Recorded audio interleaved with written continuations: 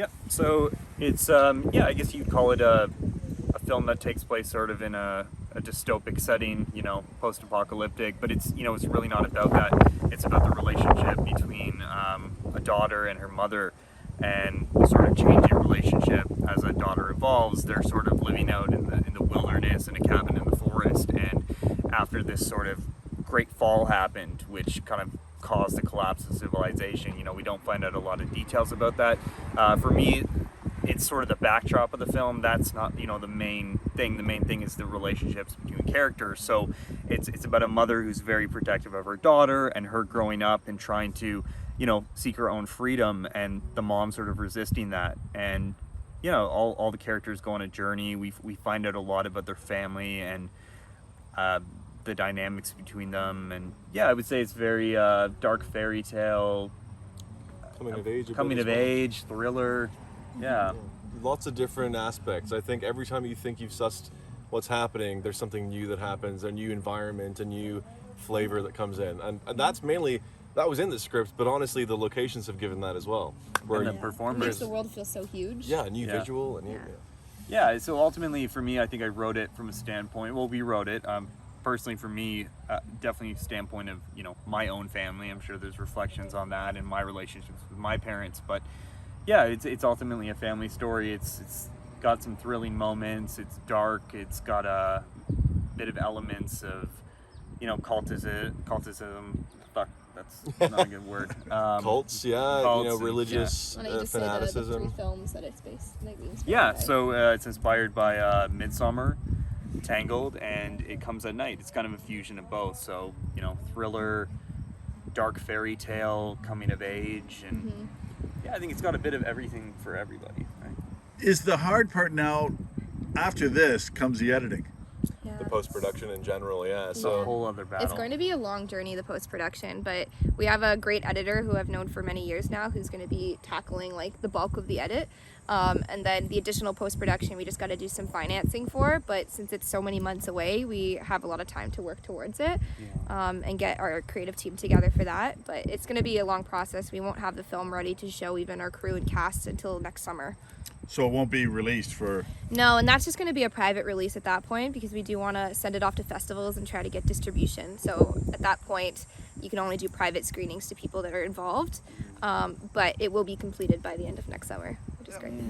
Jamie, tell me about your role as a director. Tell me the good points, the bad points, the hard, the easy. Tell me about what it entails for something like this. Yeah, well, it's definitely a ride. I think for me, I always say it's this, moving train going down the tracks. And no matter what happens, it's not stopping. So if you're feeling bad one day or just out of it another day, there's no choice. You just have to kind of keep going and keep making it. And for me, I think the big blessing here was working with the cast. We have unbelievably talented actors on this and just great human beings in general, and just getting to watch the monitor and see the performances come alive. I mean, we've been working on this really for about over a year now.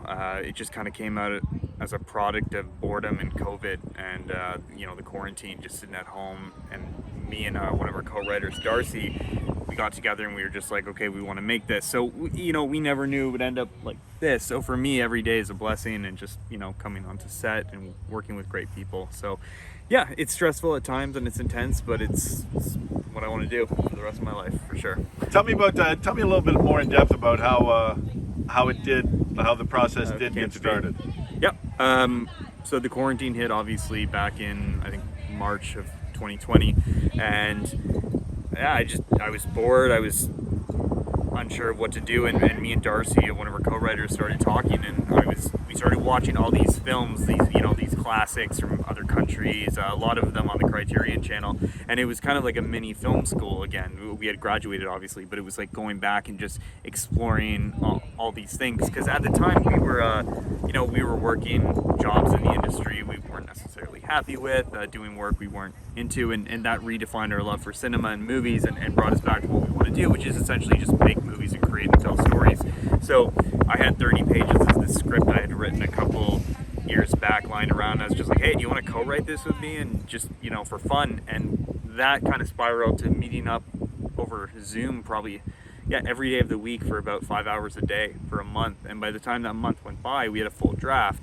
And I talked to Danielle, who we went to Humber together, and she was producing in the industry, and I said, hey, I have this script that we kind of wrote for fun. Would you be interested in working on it? And at the time we were thinking, oh, we're gonna film it for maybe 10 grand and go out with very little people, just our friends. And yeah, slowly as we got more people involved and as the drafts changed, we had to at least gone through 10 drafts. It was a very different film when we started, but we brought on all these amazing cast and these crews and groups just kind of coming together, and it became something a lot bigger than we could have ever imagined and within a year. But I think the main thing is we were just like, okay, we're gonna do this, and no matter what happens, you just have to kind of keep climbing the mountain. And Tell me a little bit about the casting process, if you can. Yeah, well, so Jamie and I go back to kindergarten in terms of how long we've known each other. So we were out filming little things in the woods our whole life. Obviously, this is a bit different, but what happened with us is we then, we went to middle school together, and then for high school we went to different places. Jamie then went to Humber Film School in Toronto. I trained in London, England, in a drama school. So I came from the sort of acting background, and Jamie had all the film connections. And the marriage of those two worlds, I think, has been one of the strengths of our collaboration. And obviously Danielle as well, coming on for that production side. And so yeah, casting, I mean, I started casting with putting my friends in Jamie's films. And yeah, it was great. So you kind of have a high caliber of film technique and storytelling, and also high caliber of acting, which is really rare, I think, when you just come out of school, right? Because if you're just in an acting school, you don't know really good film, technical people, and vice versa. So that's always been our marriage. The casting for this was the first time we actually opened it up and did casting through Casting Workbook. Open to the whole non-union scene, and that's how we found some of our amazing additional cast, as well as some that we brought from our history of people we've worked with before, from our connections. And yeah, we went through a whole process, looked at hundreds of people, interviewed them. Yeah. We did a whole open casting, so we had the idea of these characters in our head.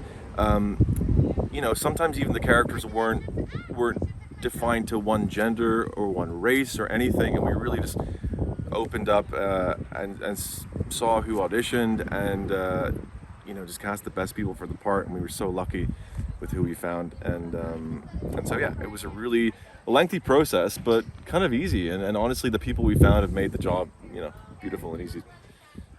Tell me about the set then, and tell me about how this is working for you people.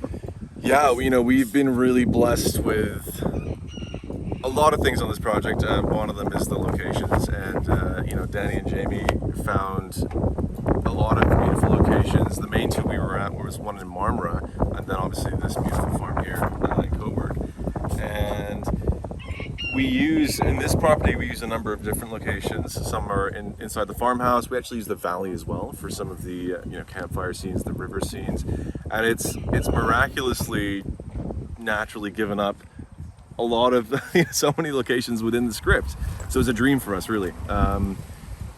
So we've been shooting all over this place, different days, different scenes, just getting it done each day, and it's worked out really well. The weather's played ball for the most part. We had a little rough time on the first day with a mammoth storm, but we caught up and got it all done. So it was great. Our movies, and forgive me, I don't know if I should ask Danny or Jamie this, but I mean, one of the things, weather always play a role in movies in terms of shooting. The weather? Yeah. Oh my God, yeah. I mean, everything from obviously storms. We were in the forest on the first day doing this intense combat scene where there's some very significant moments for our characters, and then suddenly the lightning comes, the sky's open, and we're all then huddled in this little tent. And it was a really great team building moment, because it set the tone, I think, for the rest of the project. But yeah, we had to actually come back and do that day on another day, which we did. We got it done, and it was great. But yeah, it's important. Obviously, films like The Revenant, you hear about this as well, where they go out to the Arctic and they're waiting for 3 hours of perfect sun, and that's all they can shoot a day. So you're always against the weather. Even yesterday, the light, if a scene takes the whole day and the lights, obviously the sun's shifting, then you have to maybe compensate with lights. But yeah, I mean, Danielle factored all that in the schedule planning, so you do as best as you can. But yeah. So is this your vision or your vision? it's all of ours, really. Yeah, I would say like, well, I think it all comes down to just, yeah, I think it's a collective, right? I think we understand what the film is, and I think, you know, Danielle has a vision for this film. She might have a vision for it in terms of production, but I have a vision of it in terms of performance. So I think collectively our vision kind of comes together and I think creates between the three of us and the writers, we all like took different aspects of it and basically conquered our area to the best of our ability. Yeah. So collectively, it is a full creative vision, but like we all share different loads. I'd say like Jamie obviously is the key creative person as being the director, but we all had some say in the writing process and in terms of what we choose and choose not to do, which is I think is creative in itself. Tell me about the fundraising, like we touched on. Yeah, so like early on we had some money that was just self-funded that we were going to put into it, but we soon realized that it was going to be way bigger than we originally thought. So we started crowdfunding, which we did an Indiegogo campaign, and I think we got about $8,000 on that to top off our budget. And then after that, we just ended up getting additional investors on board and a little more self-funding put together from different people on the creative team, just wanting to put some money into it. And I mean, also like considering it's a mainly volunteer team, everyone's kind of contributed in their own way. If it's not like a financial contribution, they've given their time and their energy to the project, which is really awesome. How's it been like? It's been wild. It's honestly like the craziest thing I've ever done. Tell me about how intense this was for you. It was very intense in an amazing way. It was, 4 incredible weeks here on location and lots of very high stakes emotions running around through the woods and lots of stunt work. And it was really wonderful though, like a brilliant challenge to delve into a character that deep and for that long and to really try and get into her mindset and do the character justice. With COVID, and I'm jumping at this, but with COVID, I take it took away from the industry a lot. So is this one of the first times sort of getting back into it? It is, yes, particularly for this length of shoot. I've been lucky enough to have a couple of little jobs since COVID, but it's only sort of been like a day here and there. So to work on such a wonderful film with an incredible team and to jump into a shoot for this length of time has been such a joy. I've had the most amazing time. Raj, tell me a little bit about the intimacy coordinator. Yeah, so we were very lucky and privileged on this production to work with Intimacy Coordinators Canada, specifically with Mackenzie Lawrence and Kristen Ferdinand.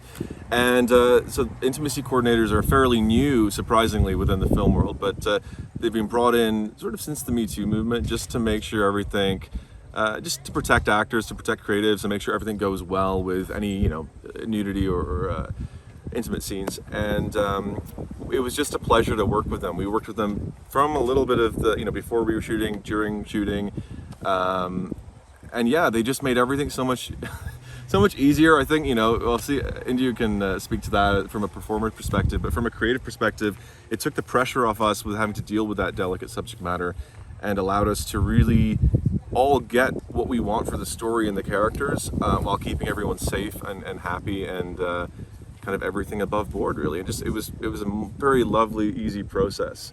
Well, there was even one thing too where, we approached a certain intimate scene from, we wrote it from a male perspective, right? And we were like, okay, so this is what we were thinking for it when we talked to Mackenzie, and she brought on her own female perspective to that scene and just changed the whole dynamic of it in such a beautiful way because, the main story is about a girl, and that was amazing, to the point she was suggesting shots and helping me figure out, because I'm not experienced at those kind of scenes, so the way she just planned shots and suggested things, she made that scene so good compared to what it could have been, right? And a beautiful character beautiful.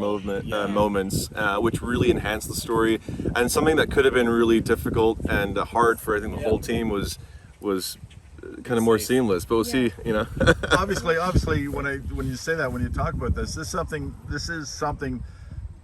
that it's not mandated, but you folks felt important to do. Yeah, so it's not. I think HBO currently mandates intimacy coordinators. I think other companies are slowly jumping on board, but it is a new development. We were, from our kind of guerrilla making perspective, our actors were like, yeah, we're comfortable, just doing it. But then we had the opportunity to bring them on, Intimacy Coordinators Canada, and I'm so glad we did, because we just thought, you know what, it'll be better to have their expertise. and it was effortless. It was fun. Everyone, it was enjoyable, right? Yeah, We had it the made- whole river scenes. It made the experience. Hang on a minute. Wait till Dorothy goes by. Yeah. Sorry, go ahead. It made the experience incredibly comfortable because as an actor, these moments can feel a little bit exposing. You feel very vulnerable, and that often I found on set or in any kind of environment like a play, it can become a bit theoretical, and it's a bit kind of like, oh well, we'll just make it up and see what happens. But to have Mackenzie and Crystal there, who are professionals and in their field, being able to explain exactly how things were going to go out, to choreograph it almost as though it were stunt or dance work. So we as actors knew exactly physically what motions that we would have to go through, and then could do the characters and the situation and the story justice, and there be no grey area about what might happen in the scene. Was immensely liberating. Can I ask then, does it make it more harder because, again, forgive me, but I mean, because you're concentrating on the boundaries set and the emotion involved, because obviously intimacy is a strong emotion. Of course. So does that making it harder because you have to sort of not concentrate, but I mean, that you have to focus on what you're doing and you can't, Like deviate. you have to have the emotion. You have to have the emotion there as well as the acting, but as Yeah. well be aware of the surroundings. Of course, I personally found it easier because it meant that there was no myself and Harris, the actor that I shared all the intimate scenes with. There was no confusion or misunderstandings about what might happen. One of us didn't try someone on the other sort of go, ooh. There was none of that. It was like we knew exactly what physical action would play out, and then we could endow it with the emotion and the intimacy and let it unfold.